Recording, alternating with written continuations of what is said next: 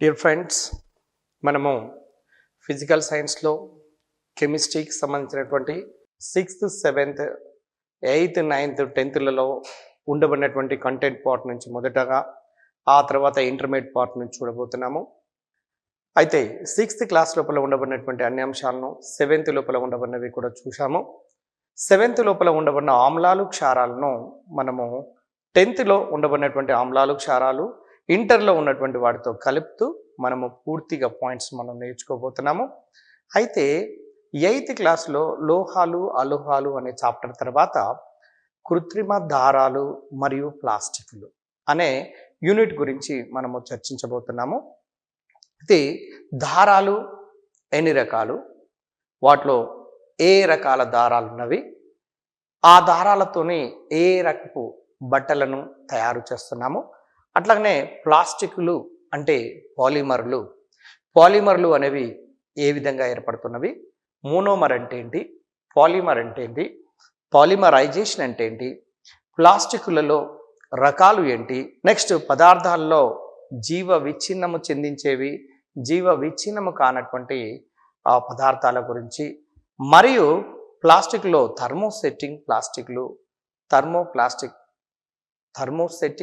Thermoplastic పాలిమర్ల గురించి మనము నేర్చుకోబోతున్నాము.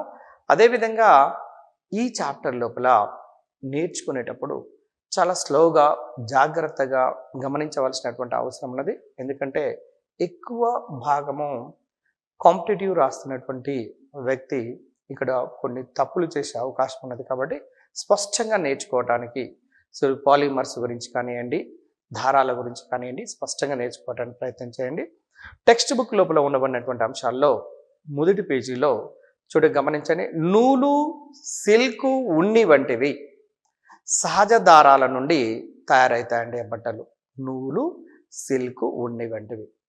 అదేవిధంగా దారాలు, సహజ దారాల తర్వాత నెక్స్ట్ కృత్రిమ దారాలు. ఇవి దేని నుంచి తయారవుతాయంటే పెట్రోలియం మరియు ముడి పదార్థముల నుండి, పెట్రోలియం దాని ముడి రసాయనిక పదార్థాల నుండి తయారవుతున్నటువంటి వాటిని కృత్రిమ దారాలు అంటారండి. మూడవ రకపు దారాలు కూడా ఉన్నవి. ఎందుకంటే మనకు సౌకర్యం కోసమో వివిధ రకాల దుస్తులను తయారు చేయడం కోసమో సహజమైనటువంటి దారాలను, కృత్రిమ దారాలను రెండింటిని కనుక మిక్స్డ్ చేస్తూ మిశ్రణము చెందే దారాలను కూడా తయారు చేసి ఇంకొక కొత్త రకమైనటువంటి బట్టలను తయారు చేసి మనకు సౌకర్యవంతంగా ఉండబడే బట్టలను తయారు చేసుకొని మనము ఉపయోగిస్తున్నాము. అయితే ఇందులో దారాలు ముఖ్యంగా సాధారణంగా రెండు రకాలుగా తీసుకుంటే, ఒకటి సహజ దారాలు అంటే మొక్కలు మరియు జంతువుల నుండి ఏ దారాలను అయితే పొందుతూ ఉంటామో అటువంటి వాటిని సహజ దారాలు అంటారండి. మొక్కలు మరియు జంతువుల నుండి పొందుతున్నటువంటి దారాలను సహజ దారాలు అంటాము. కృత్రిమ దారాలు గమనించండి. పెట్రో రసాయనాల ద్వారా పొందేవి. ఏ దారాలైతే పెట్రో రసాయనాలను ఉపయోగించి మనము దారాలను తయారు చేస్తే అటువంటి వాటిని కృత్రిమ దారాలు అని అంటాము. ఇక మూడవ రకం మనం ఇప్పుడే గమనించాము, మిశ్రణము చెందిన దారాలు. మిశ్రణము చెందిన అంటే మిక్స్డ్గా, అంటే ఈ రెండింటిని కలపడం వల్ల వచ్చే దారాలను మిశ్రణము చెందిన దారాలు అంటారు.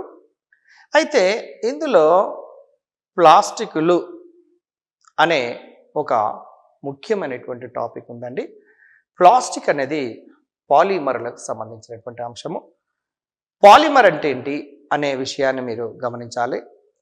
ఒక విధమైనటువంటి చిన్న చిన్న అణువులన్నీ కలిసి ఏర్పడే పెద్ద అణువులను పాలిమర్ అంటారండి. మీరు చిన్న చిన్న అణువులను మీరు పాలిఇథిలిన్ కవర్ తీసుకోండి. Ethylene plus ethylene plus ethylene, అలా అనేక ఇథలిన్ అణువులు కలయిక వలన పాలిఇథిలిన్ అనే ఒక పాలిమర్ ఏర్పడుతుంది. ఆ పాలిమర్ని మనము ప్లాస్టిక్ కవర్ల రూపంలో చూస్తున్నాము.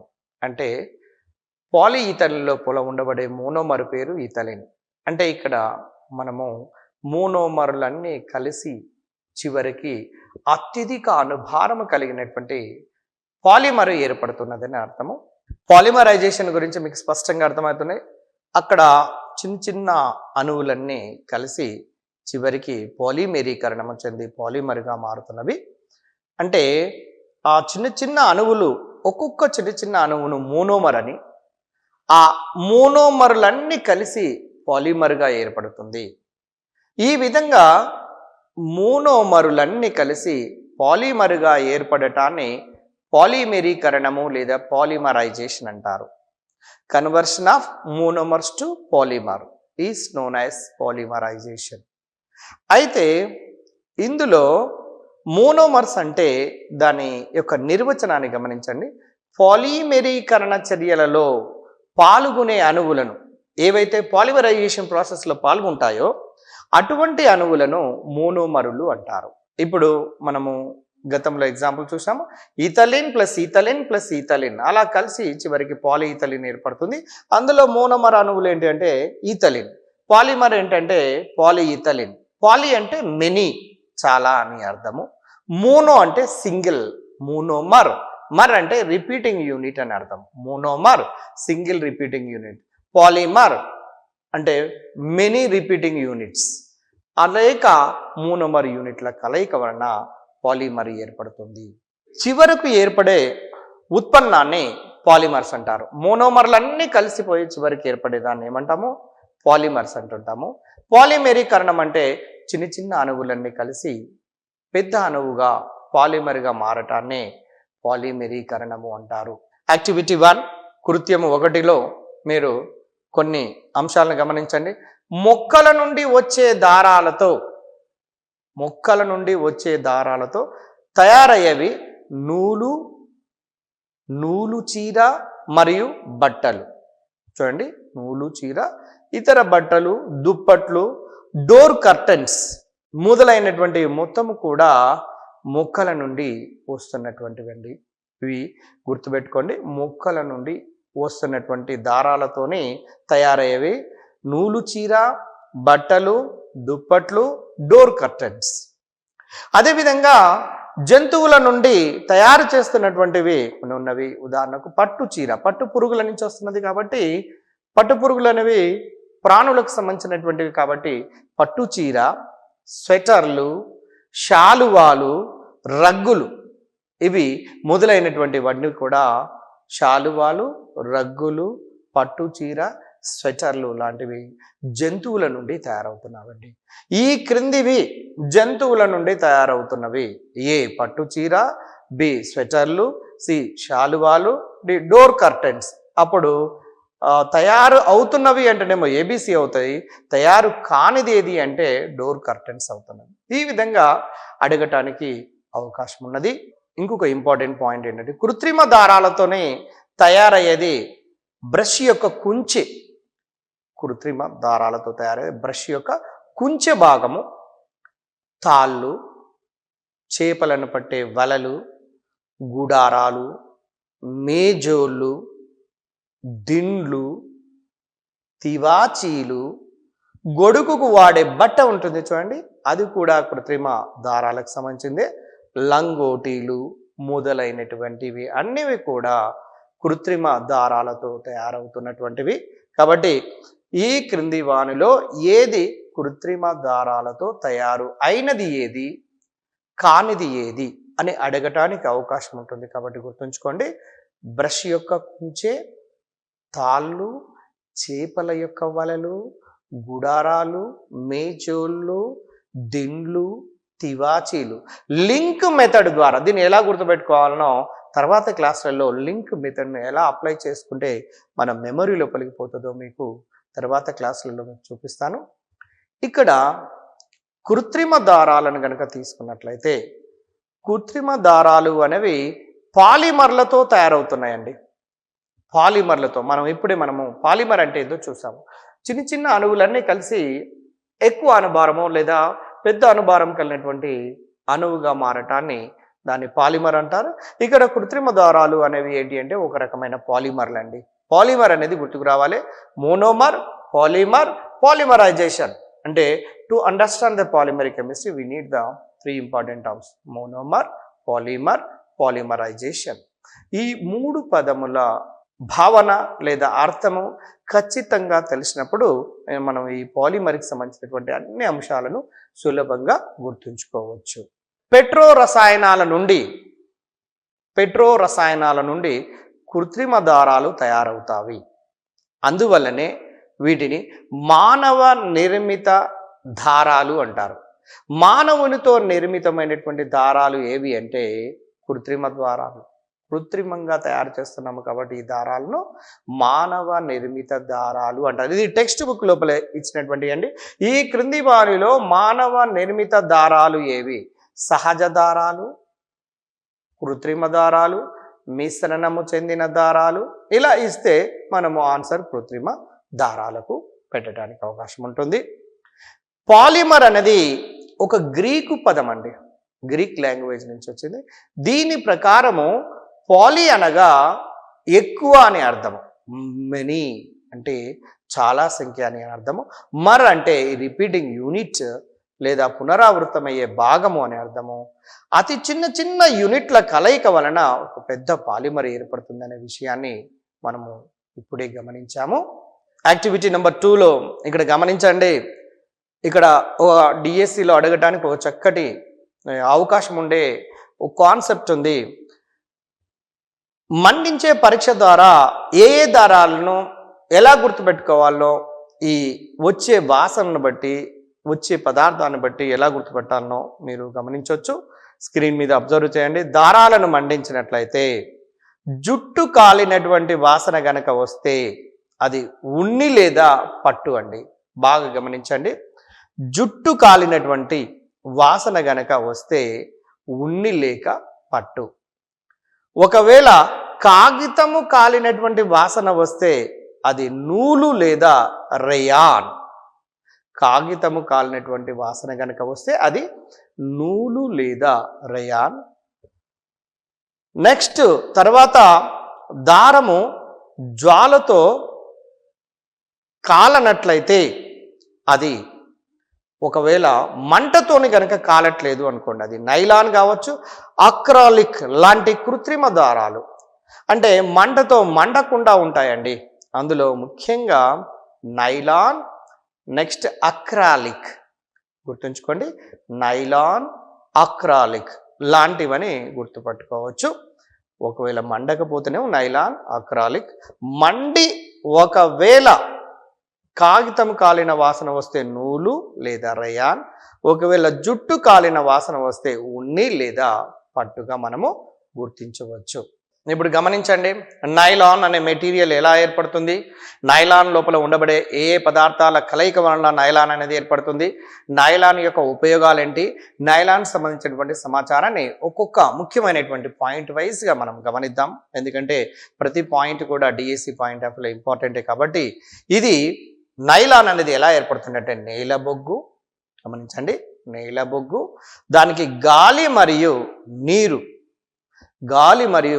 ఈ మూడింటిని కనుక కలిపి మనము నైలాన్ను తయారు చేయవచ్చు. నేల బొగ్గు, గాలి, నీరు ఈ మూడిటి కలయికతో నైలాన్ తయారవుతుందండి. మొట్టమొదట తయారు చేసినటువంటి కృత్రిమ దారము పేరేం పేరంటే నైలాన్. రేపు అడగవచ్చు డిఎస్సిలో. మొట్టమొదటగా తయారు చేసిన కృత్రిమ దారం పేరేంటంటే నైలాన్. నైలాన్ అనేది కృత్రిమ దారానికి ఒక మంచి ఉదాహరణగా చెప్పుకోవచ్చు.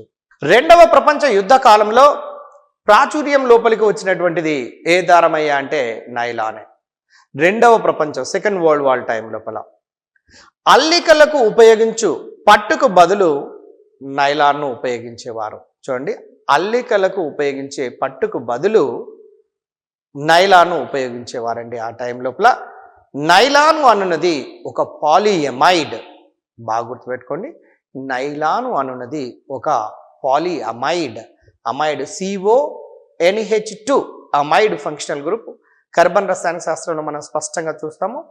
CONH2 పాలిఅమైడ్. నైలాన్ అనేది ఒక పాలిఅమైడ్ అండి. ఇది ఇంపార్టెంట్ బిట్. ఇది దేని నుండి ఏర్పడుతుంది, ఎలా ఏర్పడుతుంది, ఏది కండెన్సేషన్ లేదా సంగరణం చెందటం వల్ల ఏర్పడుతుంది అనే దాన్ని కనుక చూసినట్లయితే ఎగ్జామిథలిన్ డైఅమైడ్ CH2 CH2 CH2 అలా 6 టైమ్స్. డయమైన్ NH2NES2 హెక్సామిథైలిన్ డయమైన్ మరియు ఎడిపిక్ ఆమ్లం. ఎడిపిక్ ఆమ్లంలో 6 కార్బన్స్ ఉంటాయండి.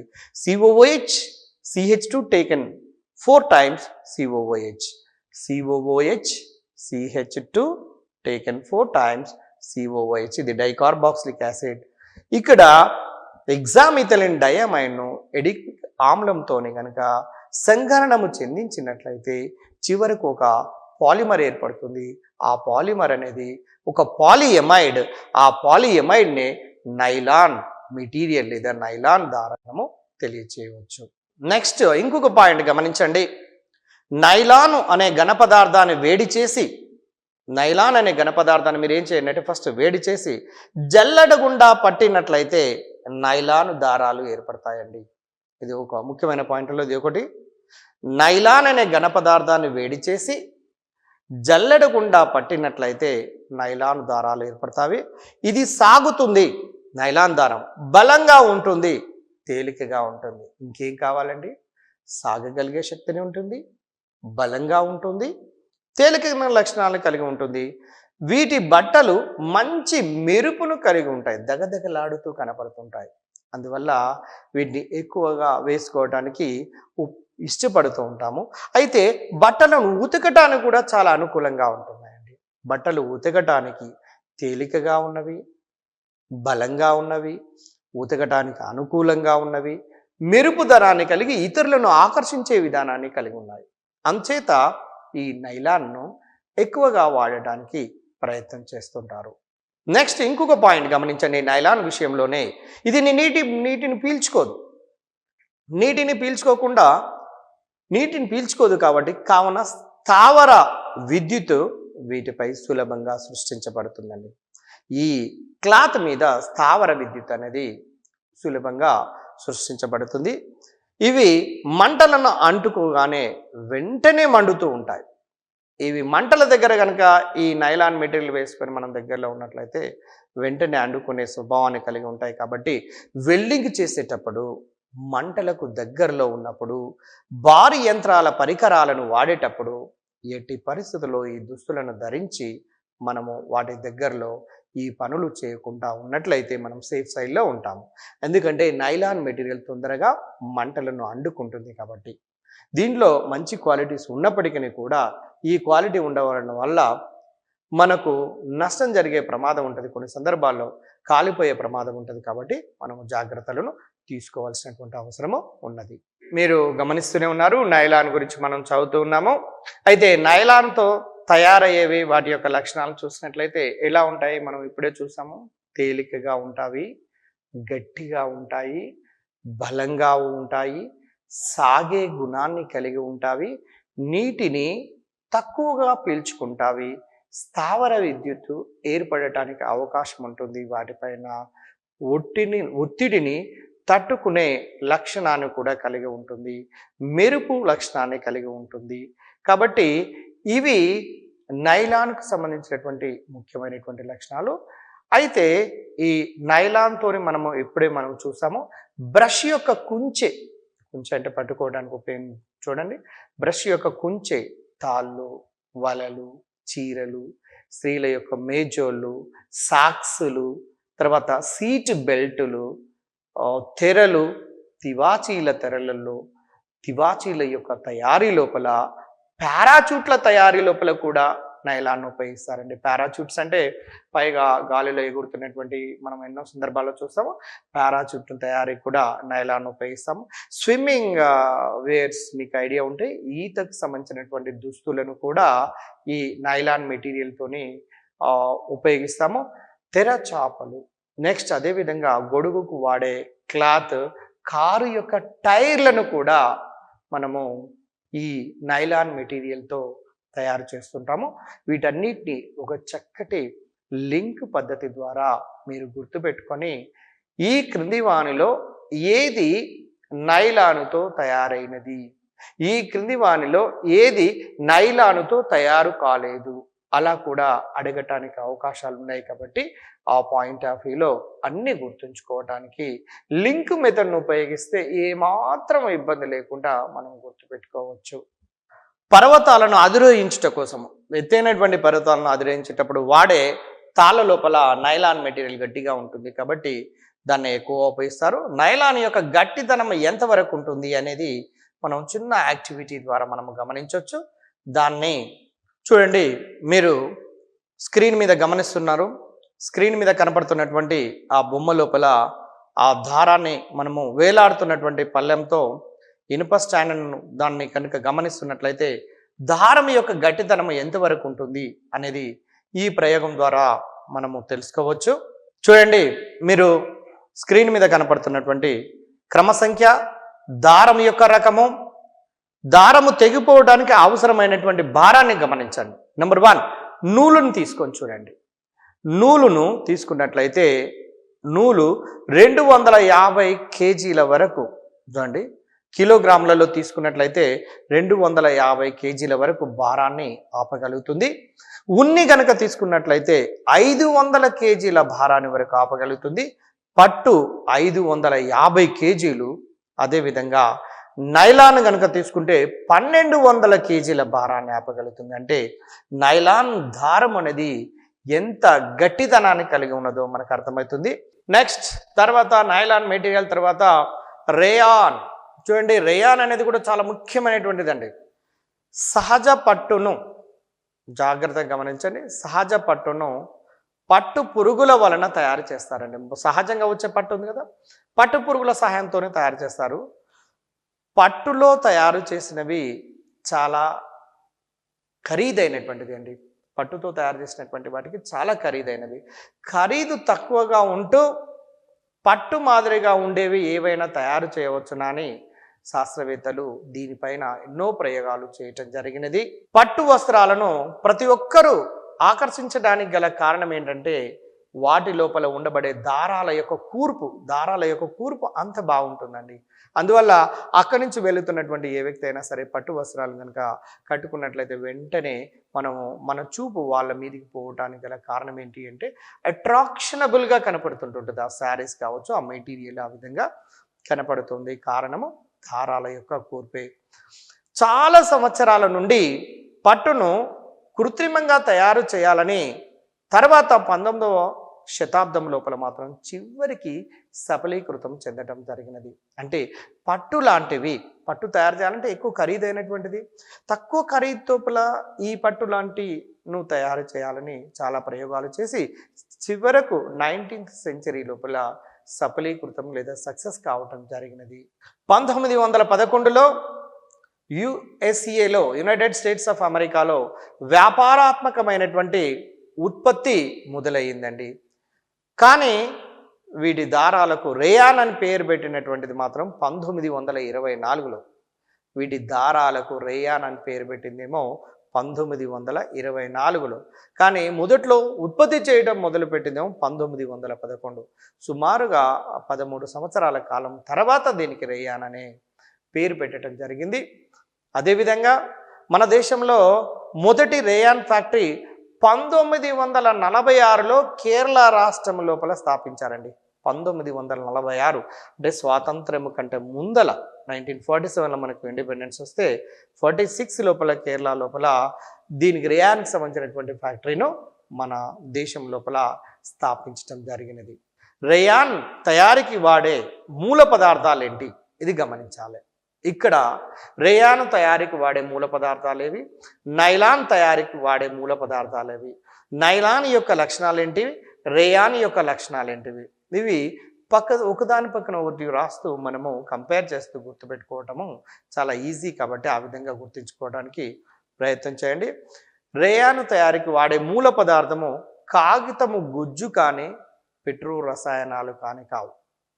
కాగితము గుజ్జుని కానీ పెట్రో రసాయనాలు మాత్రం వాడము. కానీ రేయాన్ అనేది ముఖ్యంగా మొక్కలలో నుంచి వస్తున్నటువంటి సెల్యులోజ్ నుండి పొందగలిగే ఒక కృత్రిమ దారము. కాబట్టి దీన్ని సెల్యులోజ్ దారం అని కూడా అంటారు. చూడండి, సెల్యులోజ్ దారము అని దేన్ని అంటారంటే ముఖ్యంగా మొక్కల నుంచి తయారవుతుంది. మొక్కలలో కణాలలో సెల్యులోజ్ లాంటి పదార్థం ఉంటుంది, పాలీసాకరైడ్.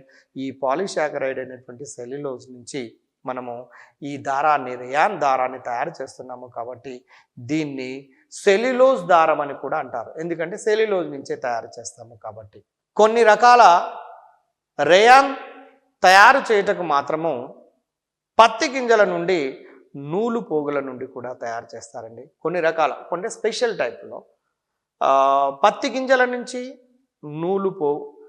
నూలు పోగులను తయారు చేసి మనము రేయాన్ మెటీరియల్ను తయారు చేస్తున్నారు. రేయాను పట్టు కన్నా చాలా చౌకనైనది. పట్టు వస్త్రాలు అందరూ కొనాలంటే చాలా కష్టం అండి, కానీ పట్టులాగా ఉండబడే వస్త్రాలైనటువంటి రేయాను కొనుక్కోవటం సులభము. ఎందుకంటే ఖరీదులో చూసినట్టయితే తక్కువ ఖరీదులో దొరకడానికి అవకాశం ఉన్నది. లక్షణాలు కూడా దరిదాపుగా ఆ లక్షణాలను కలిగి ఉండటం వల్ల దాన్ని ఎక్కువగా తీసుకోవడానికి ఇష్టపడుతున్నారు. ఇది నేయటానికి అనుకూలంగా ఉంటుంది రేయాన్ అనేది. దీనికి రకరకాల రంగులను అద్ది జనాలను లేదా వ్యక్తులను ఆకర్షించటానికి ఉపయోగపడే రంగులను తయారు చేసే డిఫరెంట్ కలర్స్తోని శారీస్ని కానీ ఆ మెటీరియల్ కానీ మనము తయారు చేయడానికి అవకాశం ఉంటుంది ఈ రేయాన్ ద్వారా. వెదురు గుజ్జు నుండి సెల్యులోస్, కొంచెం జాగ్రత్తగా పెన్ను పేపర్ని పెట్టుకొని జాగ్రత్తగా గమనించండి. వెదురు గుజ్జు నుండి సెల్యులోస్ అంటే ముక్కల నుంచే కదా సెల్యులోస్ వచ్చేది. మరియు NaOH సోడియం హైడ్రాక్సైడ్, దానికి CO2ను కలిపి ఒక పానకము స్థితి లోపలికి తీసుకొచ్చి ఒక రకమైనటువంటి స్టేట్ లోపలికి దాన్ని తీసుకొచ్చి దీనిని చాలా చిన్న చిన్న రంధ్రాలు కలిగినటువంటి జల్లెడ వంటి లోహపు బిళ్ళల నుంచి సల్ఫ్యూరిక్ ఆమ్లం లోపలి కనుక పంపించినట్లయితే రేయాను దారం వస్తుంది. ఇక్కడ గమనించండి, వెదురు గుజ్జు నుండి సెల్యులోజునకు సోడియం హైడ్రాక్సైడ్ను మరియు CO2ను కలిపి రంధ్రాలు కలిగినటువంటి జల్లెడ ఉండబడినటువంటి దాని గుండా సల్ఫ్యూరిక్ ఆమ్లము కలిగినటువంటి దాని గుండా మనము సల్ఫ్యూరిక్ ఆమ్లము కలిగినటువంటి దాని లోపలికి పంపించినప్పుడు చివరకు రేయాన్ దారం అనేది తయారవుతున్నది. నెక్స్ట్ తర్వాత రేయాను నూలుతో కలిపి దుప్పట్లను తయారు చేస్తున్నారండి. రేయాన్ అనేది కృత్రిమంగా తయారు చేసేది, నూలు అనేది సహజమైనటువంటి రెండింటితో కలిపి దుప్పట్లను తయారు చేస్తున్నారు. రేయాన్ ఉన్నితో కలిపి తివాచీలను తయారు చేస్తున్నారు. రేయానుకు ఉన్ని కలిపినట్లయితే తివాచీలు తయారవుతున్నాయి, రేయానుకు నూలును కలిపినట్లయితే దుప్పట్లు తయారవుతున్నవి. ఈ రెండు కూడా చాలా ముఖ్యమైనటువంటి బిట్స్ గుర్తుంచుకోండి.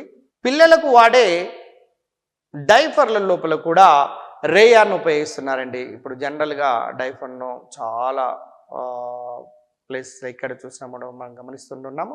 అటువంటి వాటిలో కూడా ఈ డైఫర్ల లోపల కూడా ఈ రేయాన్ మెటీరియల్ను ఉపయోగిస్తున్నాం కాబట్టి దీని యొక్క ఉపయోగం చాలా బాగా ఉన్నట్లుగా మనకు అర్థమవుతున్నది. ఇంకా ఇతర ఉపయోగాలను కనుక గమనించినట్లయితే బ్యాండేజీలలో రేయాన్ యొక్క ఉపయోగం చూడండి. బ్యాండేజీలలో గాయానికి కట్టే నారా పీచుల లోపలను, నెక్స్ట్ డైఫర్స్లోను ఈ రేయాన్ను మనం ఉపయోగిస్తున్నాము. ఇది సెల్యులోస్తో తయారవుతుంది కాబట్టి దీని యొక్క దారాన్ని సెల్యులోస్ దారం అని కూడా మనము అంటున్నాము. కావున ఇది నీటిని గనుక సులభంగా పీల్చుకుంటుందండి. సెల్యులోస్తో తయారవుతుంది కాబట్టి ఇది నీటిని సులభంగా పీల్చుకునే లక్షణాన్ని కలిగి ఉంటుంది. విభిన్న దారాలను ఎందుకు సంయోగం చెందించాలి? మనము గతంలో మనం నేర్చుకున్నాము. సహజమైనటువంటి దారాలు, కృత్రిమమైనటువంటి దారాలను రెండింటిని కూడా ఎందుకు కలపవలసినటువంటి అవసరం ఉన్నది? సహజ దారాల వల్ల కొన్ని రకాల లాభాలు ఉంటే, కృత్రిమ దారాల వలన ఇంకో కొన్ని రకాల లాభాలు ఉంటే, ఇందులోపల ఉండబడిన నష్టాలను తొలగిస్తూ ఈ రెండింటిని కలుపుతూ ప్రత్యేకమైనటువంటి లాభాలు కలిగినటువంటి దారాలను తయారు చేయటం వలన మిశ్రణము చెందే దారాలను తయారు చేసి డిఫరెంట్ కైండ్స్ ఆఫ్ అంటే మళ్ళీ కొత్త రకమైనటువంటి దుస్తులను తయారు చేయట్లో మిశ్రణము చెందే దారాలను మనము ఉపయోగిస్తుంటాము. చూడండి, మీ అందరికీ తెలుసు, నూలుతో తయారైనటువంటి వస్త్రాలన్నీ బాగా నలిగిపోతాయండి, కానీ సౌకర్యవంతంగా ఉంటాయి. మీరు నూలుతో తయారు చేసిన వేసవి కాలంలో చూడండి, చాలా సౌకర్యవంతంగా హాయిగా ఉంటాయి, ప్రశాంతమైన మనసును కలిగిస్తాయి. కానీ బయట అటు ఇటు తిరిగినప్పుడు మాత్రము నలిగిపోతూ ఉంటుంటాయి. నలిగిపోయే అవకాశం ఎక్కువ ఉంటుంది. నలిగిపోవడం అనేది అంత మంచి లక్షణం కాదు. కాబట్టి నలగకుండా ఉండబడే లక్షణము ఉండే దారాన్ని తయారు చేసి దాని ద్వారా దానికి సంబంధించిన క్లాత్ను కనుక తయారు చేస్తే మనకు సౌకర్యవంతంగా ఉండాలి, నలిగిపోకుండా ఉండాలి. అలాంటి లక్షణాలు ఉన్నటువంటి కొత్త దారాలను తయారు చేయడానికి ప్రయత్నం చేశారు. అయితే ఇక్కడ మీరు గమనించాల్సినటువంటి అంశం ఏంటంటే నూలుతో తయారైనటువంటివన్నీ నలిగిపోతాయి కానీ సౌకర్యవంతంగా ఉంటాయి.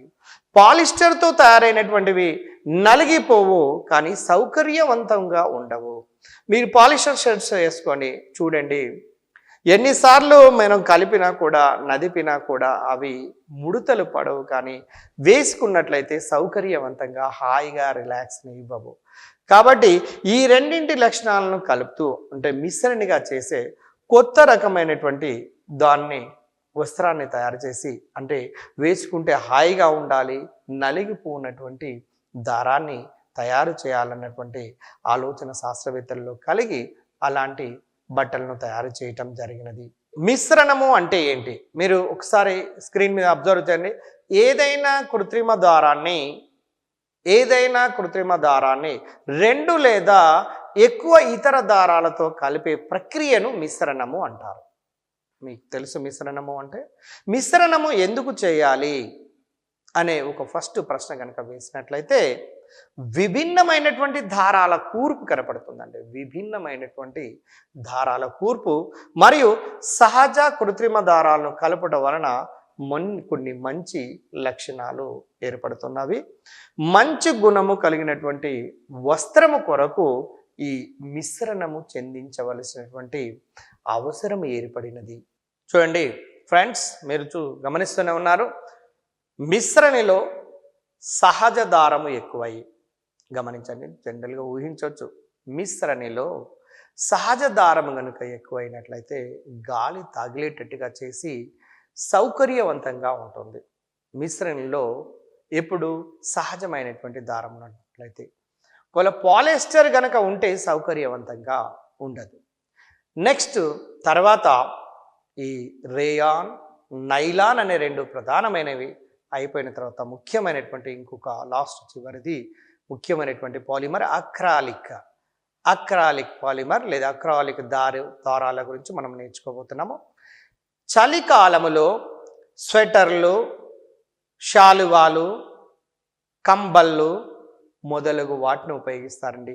అంటే తయారు చేయడానికి అక్రాలిక్ మెటీరియల్ని ఉపయోగిస్తారు. చలికాలంలో వాడే ముఖ్యంగా వింటర్ సీజన్లో ప్రస్తుతం ఉన్నటువంటి ఈ సీజన్ లోపల స్వెటర్లు, శాలువాలు, కంబళ్ళు మొదలైనటువంటివన్నీ కూడా అక్రాలిక్ మెటీరియల్తో తయారు చేయబడినటువంటివి.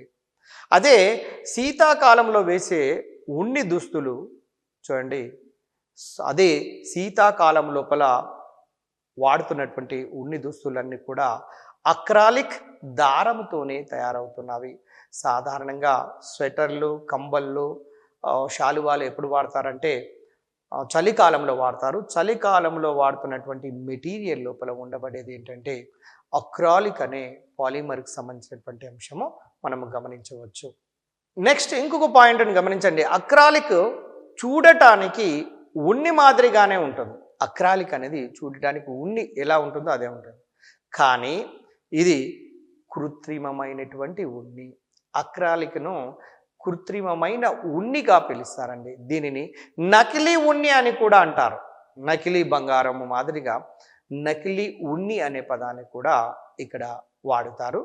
దీనిని పారిశ్రామికంగా నేల బొగ్గు, గాలి ప్లస్ నీరు ప్లస్ నూనె, సున్నపురాలను వీటన్నిటినీ కలపడం వల్ల అక్రాలిక్ అనే దారాన్ని తయారు చేస్తున్నాము.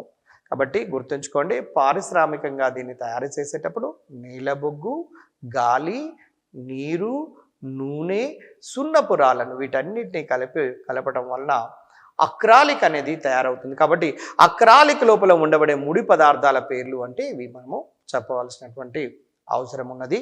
రైట్, చూడండి గమనించండి. అక్రాలిక్ అనేది ఉన్నితో తయారయ్యే వస్తువులు. అంటే అక్రాలిక్ ఉన్నితో తయారవుతున్నటువంటి వస్తువులు ఏంటేంటివి అంటే మేజోలు లేదా సాక్స్లు. ముఖ్యంగా క్రీడా దుస్తులను కూడా అక్రాలిక్ మెటీరియల్స్తో తయారు చేస్తుంటారు.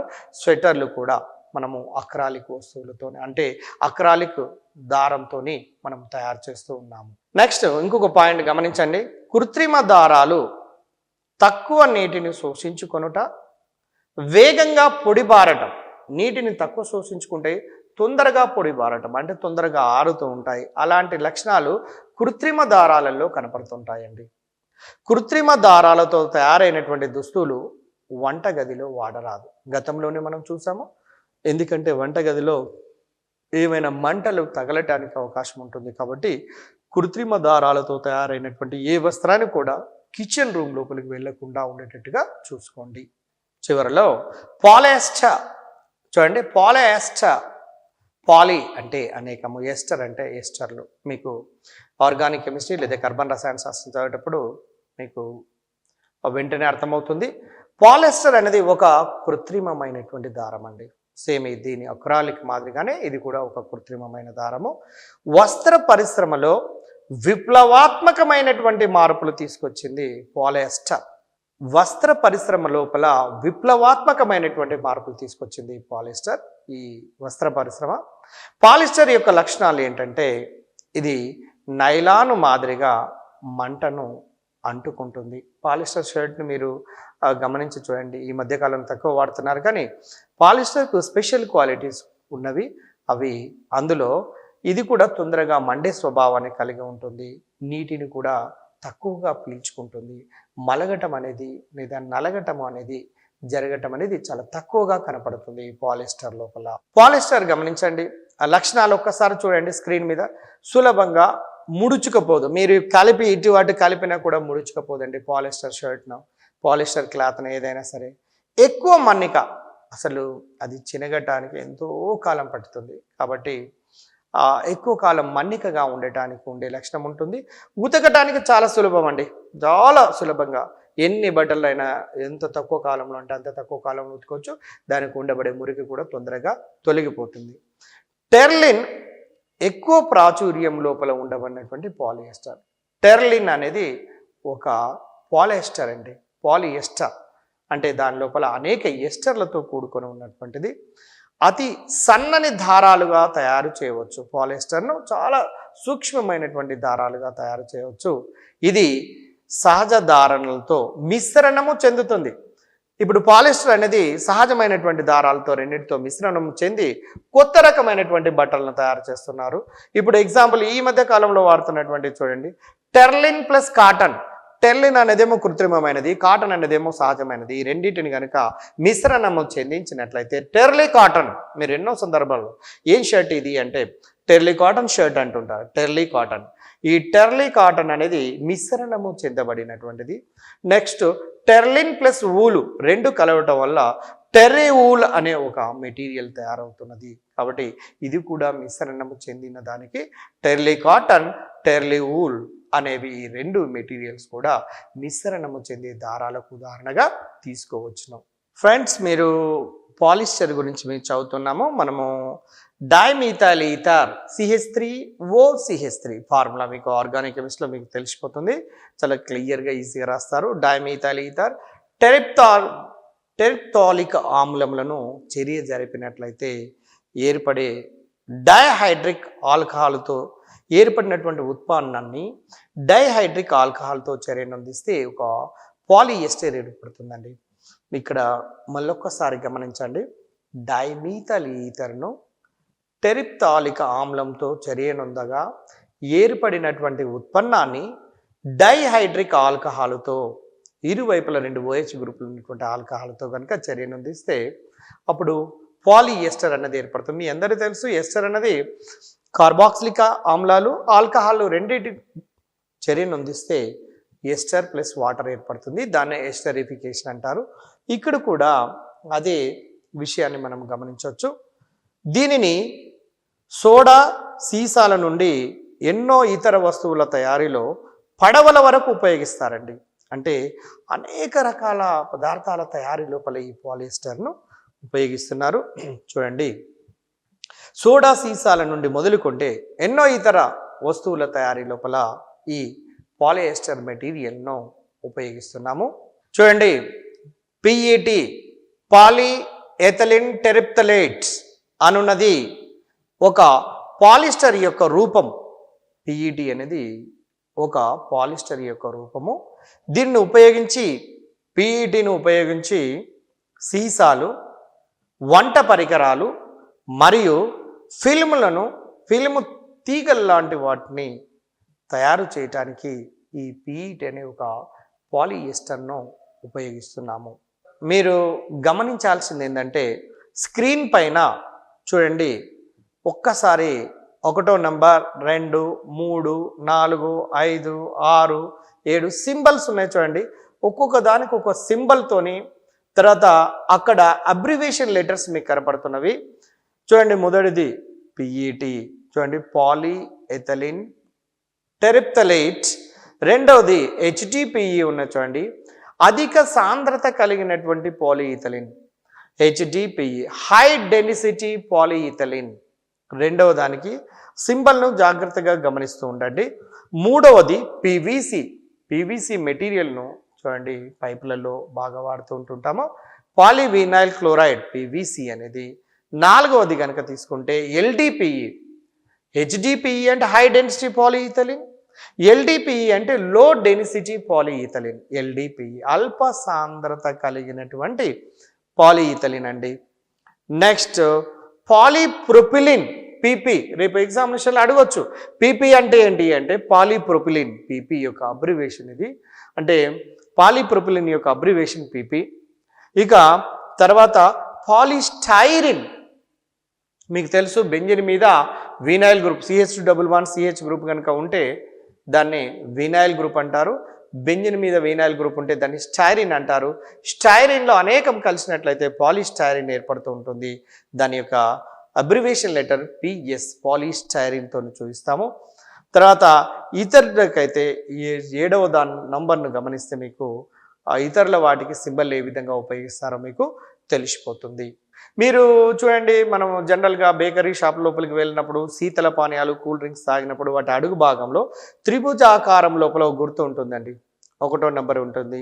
ఏ బ్రాండ్ అయినా చూడండి, గమనించండి, ఏ కూల్ డ్రింక్స్ బ్రాండ్స్ అయినా దాని కింది భాగంలో త్రిభుజాకారం లోపల ఒక గుర్తు ఉంటుంది. ఆ గుర్తును బట్టి మనము కొన్ని విషయాలను అర్థం చేసుకోవచ్చు. చూడండి, శీతల పానీయాల బాటిల్స్ పైన కార్బన్తో కోటింగ్ చేయబడి ఉంటుందండి, కార్బన్తోని కోటింగ్ చేయబడి ఉంటుంది. ఎందుకంటే ఆ పానీయాలు దానితో చర్య నొందకుండా ఉండుట కొరకు. చర్య నొందనటువంటిదా చర్య నొందేదా కూడా మనకు తెలుసుకోవడానికి దాని మీద ఉండబడినటువంటి గుర్తు లేదా సింబల్ను బేస్ చేసుకొని మనము అర్థం చేసుకోవడానికి అవకాశం ఉంటుంది. చూడండి ఫ్రెండ్స్, ఇక ప్లాస్టిక్స్ అనేవి పాలిమర్లు అనే విషయాన్ని మీకు ఆల్రెడీ మనం చదువుకున్నాము. మోనోమర్లు కలిసి పాలిమర్ ఏర్పడుతుంది, మోనోమర్లు పాలిమర్లుగా మారడమే పాలిమరీకరణం అంటారని, ప్లాస్టిక్లన్నీ ఒక రకమైన పాలిమర్లని. ఈ ప్లాస్టిక్ల గురించి మొదటి పాయింట్ మీరు గమనించండి, కృత్రిమ దారాల మాదిరిగానే, కృత్రిమ దారాలు కూడా ఆల్మోస్ట్ పాలిమర్సే కాబట్టి దాని మాదిరిగానే ప్లాస్టిక్లు కూడా ఒక రకమైనటువంటి పాలిమర్లే. పాలిమర్లలో మోనోమర్ల యొక్క అమరిక రేఖీయ విధానంలో, మీరు స్క్రీన్ మీద గమనించండి, రేఖీయ విధానంగా గమనించవచ్చు. అంటే రేఖీయ నిర్మాణాన్ని కలిగి ఉన్నటువంటి పాలిమర్ ఆ విధంగా ఉంటుంది. పాలిమర్ల లోపల అడ్డంగా కనుక అనుసంధానము చెందబడి ఉంటే, అడ్డంగా మోనోమర్లు ఈ విధంగా అనుసంధానము చెందబడి ఉన్నట్లయితే దాని యొక్క స్ట్రక్చర్ ఏ విధంగా ఉంటుందో మీరు స్క్రీన్ మీద స్పష్టంగా మీరు గమనించవచ్చు. చూడండి, అలెగ్జాండర్ పార్క్ 1813 నుంచి 1890 సంవత్సరంలో మొదటగా ప్లాస్టిక్ను సృష్టించడం జరిగింది. నిజంగా ప్లాస్టిక్ సృష్టించిన తర్వాత ఈ భూమి మీద, ఈ ప్రపంచ దేశాల లోపల ఎంత మార్పు వచ్చింది అంటే చెప్పలేనంత మార్పు వచ్చిందండి. ఎందుకంటే ప్రతి మెటీరియల్ కూడా, almost everything the material which is obtained in the nature, almost అన్నీ కూడా చాలా వరకు ఈ ప్లాస్టిక్ మెటీరియల్తోనే ఉపయోగించడం జరిగినది. అయితే ఇవి జ్వాల పరీక్ష ద్వారా ప్లాస్టిక్లను మనము గుర్తించటం ఏ విధంగా ఉంటుందో అక్కడ మీరు స్క్రీన్ పైన ఒక పాప జ్వాల పరీక్ష చేస్తున్నట్టుగా మీరు గమనించవచ్చు.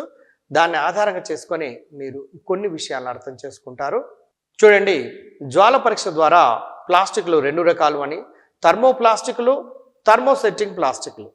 చూడండి, మొదటగా థర్మోప్లాస్టిక్లను వేడి చేస్తే మృదువుగా, చల్లారిస్తే గట్టిగా మారుతారు, వాటిని థర్మోప్లాస్టిక్లు అంటారు. ఉదాహరణ సీలింగ్ వ్యాక్స్ లాంటిది తీసుకోండి, సీలింగ్ వ్యాక్స్ను వేడి చేస్తే మెత్తగా అవుతుంది, చల్లబరిస్తే మామూలుగా గట్టిపడుతుంది. కానీ థర్మోసెట్టింగ్ పాలిమర్, సెట్టింగ్ అన్న దాన్ని గుర్తుపట్టవచ్చు. వేడి చేసినట్లయితే దాంట్లో ఎటువంటి మార్పు కనపడకుండా ఉంటుందండి. అటువంటి వాటి థర్మోసెట్టింగ్ పాలిమర్లు అంటారు. దానికి ఎగ్జాంపుల్ బేకలైట్ మెటీరియల్తో కూడినటువంటి మనం ఎలక్ట్రికల్ స్విచ్ లాంటివి, టెలిఫోన్ రిసీవర్ లాంటివి కనుక తీసుకుంటే థర్మోసెట్టింగ్ పాలిమర్స్ అవుతాయి. వాటిని వేడి చేసినట్లయితే ఏ విధంగా అవుతాయో మనము ఈజీగా గమనించవచ్చండి. అయితే ఇక్కడ థర్మోసెట్టింగ్ పాలిమర్ల యొక్క నిర్మాణాన్ని చూసినట్లయితే ఎలా ఉంటున్నది అంటే రేఖీయ నిర్మాణాన్ని కలిగి ఉంటున్నది. అదే థర్మో ప్లాస్టిక్లలోనైతేనేమో రేఖీయ నిర్మాణాన్ని కలిగి ఉంటుంది. థర్మోసెట్టింగ్లోనైతేనేమో మోనోమర్ల మధ్యన అనుసంధానం ఎలా ఉంటుందంటే క్రాస్ లింక్డ్, అంటే ఈ విధంగా క్రాస్ లింకేజ్తో కూడుకొని ఉంటున్నది. అది స్క్రీన్ పైన మీరు చూస్తే మీకు వెంటనే మీకు అర్థమైపోతున్నది. అట్లనే నెక్స్ట్ ప్లాస్టిక్ మెటీరియల్ని కనుక తీసుకున్నట్లయితే రీసైక్లింగ్ చేయవచ్చు అండి. రీసైక్లింగ్ అంటే మళ్ళీ ఆ పదార్థాన్ని మళ్ళీ మొదటి రూపాన్ని తీసుకురావచ్చు. ఇవి రీసైక్లింగ్ చేయలేము. ఉదాహరణకు బేకలైట్ స్విచ్ మెటీరియల్ తీసుకోండి. ఆ మెటీరియల్ను కాలబెట్టో లేదా వేడి చేసి మెత్తగా మార్చి మళ్ళీ రీసైక్లింగ్ చేయటం అనేది అసంభవమైనటువంటి విషయము. ఈ విధంగా థర్మోసెట్టింగ్ ప్లాస్టిక్లకు మధ్యన మనము డిఫరెన్స్ని గమనించవచ్చు. అయితే థర్మోప్లాస్టిక్లతోనే ఏవేవి పదార్థాలు తయారవుతున్నాయో చూడండి. బ్రష్ యొక్క ముళ్ళు, తోముకునే బ్రష్ యొక్క ముళ్ళు, తర్వాత దువ్వెన, నెక్స్ట్ బకెట్, పళ్ళెము లాంటివి దీంతో తయారవుతున్నవి. అదే మీరు థర్మోసెట్టింగ్ పాలిమర్తో తయారవుతున్నటువంటి జనరల్గా ఊహించండి. నెంబర్ 1 వంటల యొక్క పాత్రలు ఉంటాయి చూడండి, పిడి భాగము. ఉదాహరణకు మీరు ఏమైనా కిచెన్ రూమ్లో ఉపయోగిస్తున్నటువంటి ఏమైనా పాత్రను తీసుకోండి. అక్కడ మనము పట్టుకోవడానికి ఉపయోగిస్తున్న మెటీరియల్ను ఆల్మోస్ట్ థర్మోసెట్టింగ్ పాలిమర్గా ఉపయోగిస్తున్నారు. విద్యుత్ ఎలక్ట్రికల్ స్విచ్ల తయారీ లోపల, నెక్స్ట్ అదేవిధంగా టెలిఫోన్ రిసీవర్ లోపల ఇటువంటి వాటికి మనము థర్మోసెట్టింగ్ పాలిమర్లను ఉపయోగిస్తున్నాము. ఇవేమో సంకలన పాలిమెరీకరణము వల్ల ఏర్పడతాయి. ఇవి థర్మోసెట్టింగ్ పాలిమర్లు సంఘనన పాలిమెరీకరణము. సంకలన పాలిమెరీకరణం అంటే ఒక అణువు ఇంకో అణువుతో కలుస్తూ పెద్ద అణువుగా మారుతుంది. కానీ థర్మోసెట్టింగ్ పాలిమర్లో సంఘనన పాలిమెరీకరణంలో ఒక అణువు ఇంకో అణువుతో కలిసేటప్పుడు చిన్న చిన్న నీటి అణువు లాంటివి బయటికి వెళ్ళిపోతూ కలుస్తూ ఒక పెద్ద పాలిమర్గా మారుతూ ఉంటుంది. ఈ రెండింటికి సంబంధించినటువంటి స్పష్టమైనటువంటి డిఫరెన్సెస్ థర్మోప్లాస్టిక్లకు థర్మోసెట్టింగ్ ప్లాస్టిక్లకు మధ్యన తేడా ఇది వేడి జ్వాల పరీక్ష ద్వారా మనము ఏది థర్మోసెట్టింగ్ ఏది థర్మోప్లాస్టిక్ అనేది సులభంగా మనము గుర్తుపట్టడానికి అవకాశం ఉంటుంది. చూడండి, బేకలైట్ అనేది మనం ఎలక్ట్రికల్ స్విచ్లతో తయారవుతుంది. అంటే ఎలక్ట్రికల్ స్విచ్లు తయారవుతున్నది ఏంటంటే బేకలైట్ మెటీరియల్. ఆ బేకలైట్ మెటీరియల్లో ఫీనాల్ ప్లస్ ఫార్మాల్డిహైడ్, అది గుర్తుంచుకోండి, ఫీనాల్ ప్లస్ ఫార్మాల్డిహైడ్లతోనే ఆ బేకలైట్ అనే మెటీరియల్ తయారవుతుంది. స్విచ్ బోర్డులతో పాటు ఇతర విద్యుత్ ఉపకరణాల తయారీ లోపల ఈ బేకలైట్ అనే మెటీరియల్ను ఉపయోగపడుతుంది. తర్వాత ముత్యాలు మరియు విలువైన రాళ్లకు ప్రత్యామ్నాయంగా అలంకరణ వస్తువుల తయారు చేయటం లోపల కూడా వీటిని మనము ఉపయోగిస్తున్నాము. చూడండి, కంప్యూటర్ యొక్క టీవీ పరికరాల యొక్క పైభాగము తయారీలో మెలమిన్ అనే ఒక థర్మోసెట్టింగ్ పాలిమర్ను ఉపయోగిస్తారండి. కంప్యూటర్ యొక్క టీవీ పరికరం యొక్క పైభాగము తయారీ లోపల థర్మోసెట్టింగ్ పాలిమర్ను ఉపయోగిస్తాము. కంప్యూటర్ కీబోర్డ్ కూడా మెలమిన్ అనే ఒక పాలిమర్తోనే తయారవుతుంది. ఇది కూడా థర్మోసెట్టింగ్. కీబోర్డ్, మనం కంప్యూటర్ ముందర కూర్చొని మనం కీబోర్డ్ ఉంటుంది చూడండి, దాన్ని అది కూడా మెలమిన్ అంటే ఇక్కడ ముఖ్యమైనటువంటి పాయింట్ ఏంటంటే మెలమిన్ అనే ఒక థర్మోసెట్టింగ్ ఆ పాలిమర్తో తయారవుతున్నదండి. కాబట్టి కీబోర్డు తయారులో ఉపయోగపడుతున్నటువంటిది ఏంటంటే మెలమిన్ అని గుర్తుంచుకోండి. కంప్యూటర్ యొక్క టీవీ పరికరాల పై భాగం కూడా దేంతో తయారవుతుందంటే దీనికి మెలమిన్ అనే పదార్థంతోనే. మనం ప్లాస్టిక్స్కు ఎందుకు ప్రాధాన్యత ఇవ్వాలి, అసలు లాభం ఏంటి? నెంబర్ 1 సింపుల్గా మీరు స్క్రీన్ పైన గమనించండి. నెంబర్ 1 మన్నికైనవి. నెంబర్ 2 చాలా తేలికగా ఉంటాయి. మీరు ఏవైనా ప్లాస్టిక్ చైర్స్ తీసుకోండి, ఎక్కడనైనా సరే చాలా తేలికగా ఉంటాయి. క్షయము చెందవు, బ్రేక్ కావండి, ఎక్కడ పెట్టినా కూడా క్షయము చెందటం అనేది ఉండదు. తర్వాత దృఢమైనటువంటివి, అంటే చాలా గట్టిగా ఉంటాయి. నీటిని పీల్చుకోవు, వర్షంలో పెట్టినా కూడా నీటిని పీల్చుకోవు, తక్కువ ధరలో లభ్యం అవుతుంటుంటాయి. చూడండి, ఈ 5 రకాల లక్షణాలు మన్నికైనవి, తేలికైనవి, దృఢమైనవి, క్షయము చెందనివి, నీటిని పీల్చుకోవు, అన్ని రకాల పరిస్థితులకు ఇవి తట్టుకోగలుగుతాయి. లోహాలకు బదులుగా ఈ ప్లాస్టిక్లను వాడుతున్నారండి.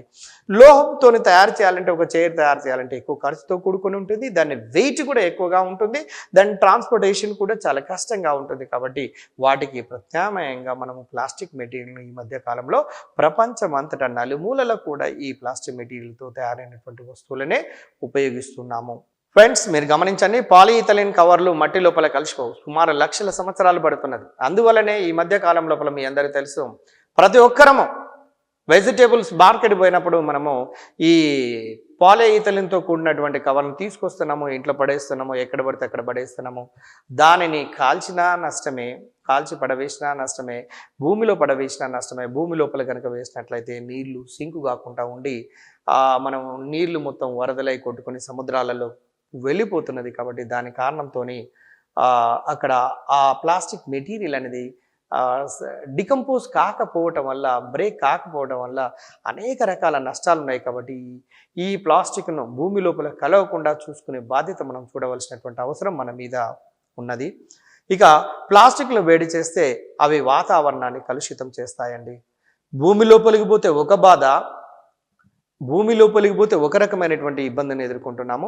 ఎందుకంటే భూమి లోపలికి వాటర్ సింక్ కాకుండా, ఒకవేళ ఇక్కడ భూమి మీద ఉండొద్దని వాటిని కాల్చి పారేస్తే ఒక రకమైనటువంటి పొగలు బయటకు వచ్చేసి దాని నుండి మనము అనారోగ్యం పాలయ్యే అవకాశాలు ఉన్నాయి. కాబట్టి జాగ్రత్తగా ఉండవలసినటువంటి అవసరం ఉన్నది. అయితే భవిష్యత్ తరాలకు ప్లాస్టిక్ సంచులు అణుబాంబు కంటే ప్రమాదకరమైనటువంటివి అనే విషయాన్ని భారతదేశపు సుప్రీంకోర్టు తెలియజేసినటువంటి విషయం మీకు ఇది నేను అనడం కాదు, మన టెక్స్ట్ బుక్ లోపల ఇవ్వబడినటువంటి అంశాలలో ఇది కూడా ఒక అంశము. భవిష్యత్తు తరాలకు ప్లాస్టిక్ సంచులు అనేవి ఒక అణుబాంబు కంటే ప్రమాదకరమైనటువంటి పరిస్థితి ఏర్పడుతుందని భారత సుప్రీంకోర్టే క్లియర్గా చెప్పింది. అంటే మన పరిస్థితి ఎంతవరకు వచ్చిందో ఒకసారి ఆలోచించండి. వ్యక్తిగతంగా మనము ఈ ప్లాస్టిక్ మెటీరియల్ విషయం లోపల గనక బాధ్యత తీసుకోకపోయినట్లయితే తప్పకుండా మనకు రాబోయే తరాలను ఎవరు అంతం చేయటం కాదు, మనంతటా మనం అంతం చేసినటువంటి వాళ్ళం అవుతాము, హంతకులం అవుతాము. కాబట్టి కాస్త జాగ్రత్తగా ఆలోచించి మనము సాధ్యమైనంత తక్కువగా వాటిని వాడటం, వాటికి ప్రత్యామ్నాయంగా ఒకప్పుడు మామూలుగా క్లాత్ యొక్క బ్యాగ్లను ఉపయోగించేవాళ్ళు. ఒక్కసారి క్లాత్ బ్యాగ్ కనుక తీసుకుంటే 4-5 సంవత్సరాల కాలం ఆ బ్యాగ్ మనకు వెజిటేబుల్ తీయడానికి ఉపయోగపడుతుంది. కానీ ఒక్కరోజు ఒక 15 నుంచి 20 ప్లాస్టిక్ కవర్లు రావటం వల్ల ఒక ఇంట్లోనే ఒక వందల వేల లక్షల కొలది సంవత్సర కాలంలో పోగవటం వల్ల అవి ఎంత కలుషితానికి దారితీస్తుందో మీరు ఒకసారి ఊహించండి. దాన్ని బట్టి మీరు జాగ్రత్తగా మెదలండి. చూడండి, ఈ మధ్య కాలంలో పశువులను యొక్క మన టెక్స్ట్ బుక్లో ఇచ్చిన శవ పరీక్షను చేసినప్పుడు సుమారుగా 30 నుంచి 60 కిలోల ప్లాస్టిక్ సంచులు బయటికి వెళ్ళాయండి. ఒక పశువు యొక్క శవ పరీక్షను చేసినప్పుడు 30 నుంచి 60 కేజీల ప్లాస్టిక్ మెటీరియల్ వెళ్ళింది. అంటే వాటికి ఆహారం దొరకగా పట్టణాలలో, నగరాలలో ఉన్నటువంటి ఈ ఆవులు ప్లాస్టిక్ మెటీరియల్ని నమలటం వల్ల, తీసుకోవటం వల్ల, ఆహారంగా తీసుకోవటం వల్ల అది డైజెషన్ అనేది బయట భూములలో ఉండేటప్పుడే లక్షల సంవత్సరాలు పడుతుందంటే దాన్ని బట్టి మీకు అర్థమవుతున్నది అది డికంపోజ్ కావటం అనేది చాలా కష్టకరమైనటువంటిది. కాబట్టి వీటిని సాధ్యమంత వరకు తక్కువగా ఉపయోగించాలని మనందరం కూడా కోరుకోవాల్సినటువంటి అవసరం ఉన్నది.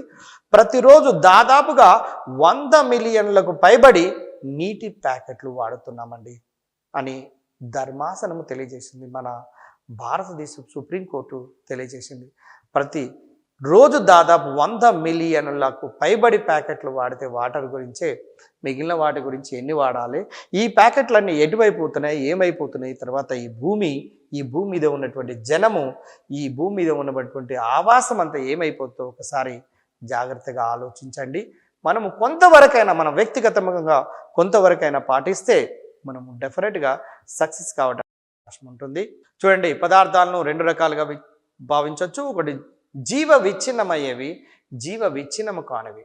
ఉదాహరణకు పండ్లు, కూరగాయలను కనుక తీసుకున్నట్లయితే చనిపోయిన జంతువులను భూమి లోపల పాతబెడితే సూక్ష్మజీవుల కారణంతో అవన్నీ విచ్ఛిన్నం అవుతాయి. జీవ విచ్ఛిన్నమయ్యే పదార్థాలు కూరగాయలైనా కావచ్చు, లేదా పండ్లు కావచ్చు, విచ్ఛిన్నం చెందుతాయి.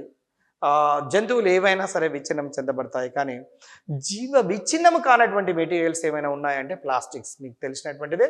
కాబట్టి ఈ ప్లాస్టిక్ను జాగ్రత్తతో వాడడానికి మనము ప్రయత్నం చేద్దాము. చూడండి, ప్లాస్టిక్ను పూర్తిగా నిషేధించాలి లేదా తగ్గించాలి. పూర్తిగా నిషేధించాలా లేదా మ్యాక్సిమం తగ్గించాలి. తగ్గించుట కొరకు 4R సూత్రం మీ టెక్స్ట్ బుక్లోనే ఇచ్చాడు. 4R సూత్రాన్ని ఇచ్చానండి. మీరు స్క్రీన్ మీద గమనించండి. నెంబర్ 1 తగ్గించడం అంటే రెడ్యూస్. మొదటి R అంటే రెడ్యూస్, తగ్గించాలి. రీసైకిల్, 2 రీసైకిల్ చేయాలి. మళ్ళీ ఆ పదార్థాన్ని అవసరం అనుకుంటే మళ్ళీ కరిగించి మళ్ళీ రీసైక్లింగ్ చేయాలి. మళ్ళీ రీసైక్లింగ్ అదే పదార్థాన్ని తయారు చేసిన తర్వాత రీయూజ్, తయారైన తర్వాత రీయూజ్ మళ్ళీ ఉపయోగించుకోవాలి. రికవర్, మళ్ళీ తిరిగి పొందాలి. ఈ విధంగా 4R సూత్రం ద్వారా మనము ఈ ప్లాస్టిక్ మెటీరియల్ను నిషేధించడం లేదా తగ్గించడం కనుక చేసినట్లయితే ఈ భూమి మీద ఉండబడినటువంటి మానవ మనుగడ ఇంకా ఎక్కువ కాలము ఉండటానికి అవకాశం ఉంటుంది. లేకపోయినట్లయితే అత్యధికమైనటువంటి ప్రమాదంలో మునిగిపోయే అవకాశం ఉన్నది. చూడండి, రీసైక్లింగ్ చేసే కోడ్స్ను మీరు PET 1వ నంబర్, HDPE హై డెన్సిటీ పాలీఇథిలిన్ 2వ నంబర్, పాలిస్టైరిన్ 6వ నంబర్. మీరు గమనించండి, LDPE కోడును 4తోను రీసైకిల్ చేయరు. చూడండి, LDPE కోడ్ను 4 నంబర్తోని రీసైకిల్ చేయరు. చూడండి, యూనివర్సల్ రీసైక్లింగ్ చిహ్నాన్ని గమనించండి. రేపు ఈ చిహ్నము కూడా అడగటానికి అవకాశం ఉంటుంది. ఆ చిహ్నము లోపల కొంచెం మార్పులను ఇస్తూ నువ్వు ఎంతవరకు గమనిస్తున్నావో టెక్స్ట్ బుక్ లోపల ఉండబడినటువంటి డయాగ్రామ్స్ అనే ఉద్దేశంతో కూడా అలాంటి అడగటానికి అవకాశం ఉంది. కాబట్టి యూనివర్సల్ రీసైక్లింగ్ చిహ్నము 4R అంటే ఏంటి, PET యొక్క చేసే కోడ్స్ ఏంటి, HDPE యొక్క కోడ్ ఏంటి, అవి కూడా గుర్తుంచుకోండి. పాలిస్టైరిన్ యొక్క కోడ్ 6గా గుర్తుంచుకోండి. ఫ్రెండ్స్, మనము ఇప్పుడు కృత్రిమ దారాలు, ప్లాస్టిక్లు అనే 8th క్లాస్ యూనిట్ను మనం నేర్చుకోవటం జరిగింది.